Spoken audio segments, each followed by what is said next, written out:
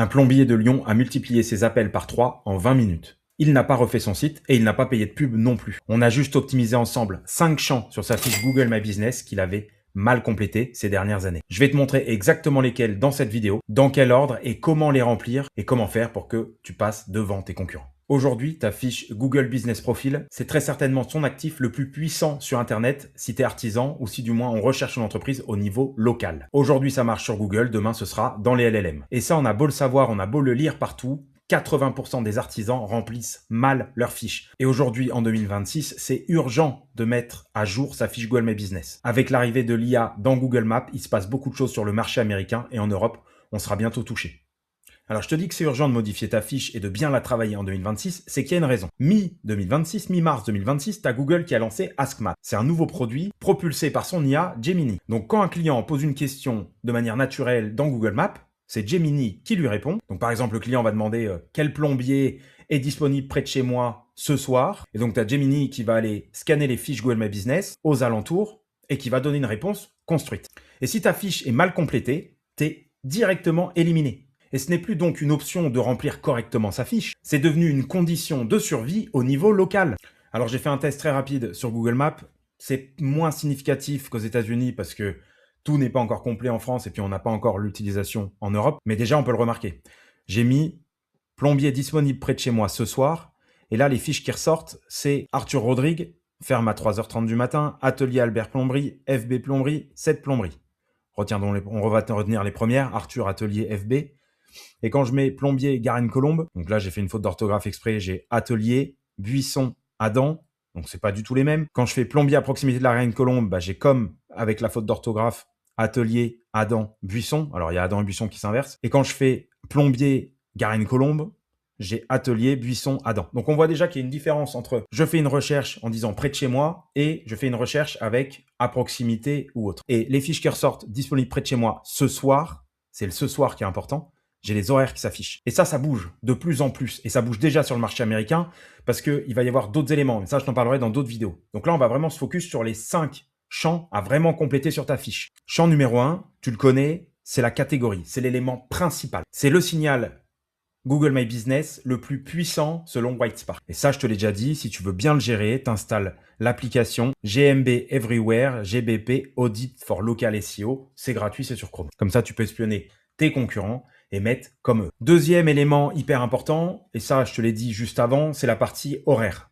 Tu vois, alors attention, il faut pas que tu mettes que tu es ouvert 24 heures sur 24 pour remonter si tu n'es pas ouvert 24 sur 24. Mais il faut essayer d'être beaucoup plus ouvert en termes d'amplitude horaire que tes concurrents. Si tu vois que tes concurrents sur ton mot-clé, par exemple plombier Garenne Colombe ou plombier Nice, j'en sais rien, ils sont ouverts jusqu'à 20h30, essaye de pousser jusqu'à 21h30. Et ce qui est bien, c'est d'avoir un numéro de téléphone personnel et un numéro de téléphone professionnel. Comme ça, si c'est ton téléphone professionnel qui sonne, tu sais que c'est ta fiche Google My Business. Alors attention, je le répète quand même ici, petit disclaimer, le numéro de téléphone que tu as là, il faut que ce soit le même sur tes annuaires, sur ton site web, sur ta fiche Google My Business, partout sur toutes tes citations pour que ce soit cohérent. D'accord? Donc commence pas à changer juste le numéro sur ta fiche My Business. Au pire, tu fais une redirection. Avec ton numéro actuel, tu fais une redirection sur un autre numéro de téléphone qui est sur un autre téléphone. Un troisième champ qui va être important, c'est la partie avis client. Regarde sur ces fiches-là. Il y a un élément qui revient. Plombier sérieux pour détecter et réparer une fuite. Super plombier travailleur. Pas de stress, pas de surprise, très bon rapport. Plombier travaille efficacement. Je vais aller en prendre d'autres. Plombier ponctuel, travail sérieux. Mon robinet était défectueux. Les prix sont raisonnables, ils ne poussent pas à la consommation. Il y a des citations des avis clients. Ils sont là, ok? Et quand tu pousses l'information un peu plus loin, j'en prends un autre au pif, je vais aller là, et là je vois quoi? Il y a des éléments qui remontent là-dedans. Okay, c'est pas le facteur le plus important aujourd'hui, mais c'est un facteur qui va devenir très important dans les semaines et dans les mois qui arrivent. Pour ça, pour les avis clients, comme tu le sais, il faut que tu en récupères régulièrement. Et la meilleure moyen d'en récupérer régulièrement et d'avoir donc une bonne vélocité d'avis, donc c'est-à-dire que tu as des avis réguliers qui tombent, et donc d'en avoir plusieurs avec des bons mots-clés dedans, etc. Sans que ce soit du keyword stuffing, donc du bourrage de mots-clés dedans parce que ça, Google, il te tue. Tu peux aller sur dropavis.com.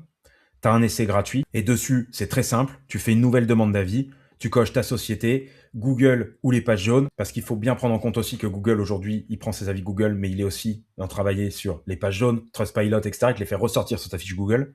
Tu mets le nom de ton client, le téléphone si tu l'as ou l'email, la ville, Si tu l'as, t'es pas obligé. Le mot-clé que tu veux pousser, donc ta prestation de préférence. Demande par email ou par SMS, sachant que par SMS, tu as beaucoup plus de retours.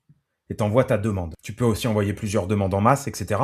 Et après, tu as des collectes d'emails, tu as des collectes d'avis qui se font avec des notations. Je te mets le lien en description si tu veux tester. Quatrième champ qui est important à compléter, qu'il faut absolument que tu complètes, c'est la partie service.